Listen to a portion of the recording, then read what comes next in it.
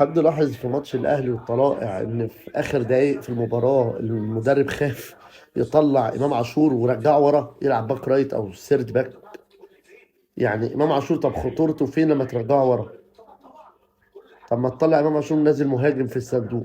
ما هو كان جنبيه اتنين مدافعين، اللي اسمه هادي واللي اسمه ياسر ابراهيم، يبقى ايه لازمته هو تالت ورا؟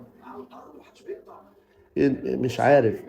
وده ان دل على شيء فده بيدل على ان المدرب بيخاف من امام، وبيخاف من زيزو، وبيخاف من تريزيجيه، وبيخاف من بن شرقي، عشان لازم كل دول يبقوا موجودين في الملعب.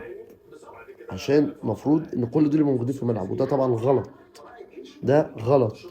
النادي الاهلي يفتقد للعيبه اللي تخاف على التيشيرت، يفتقد لل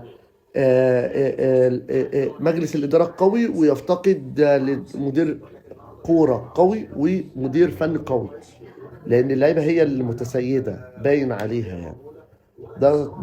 ده يعني أنا شفت منظر، يعني مش ده الأهلي يعني. مش ده الأهلي حتى لما كان الأهلي في نجوم، مش بالمنظر ده.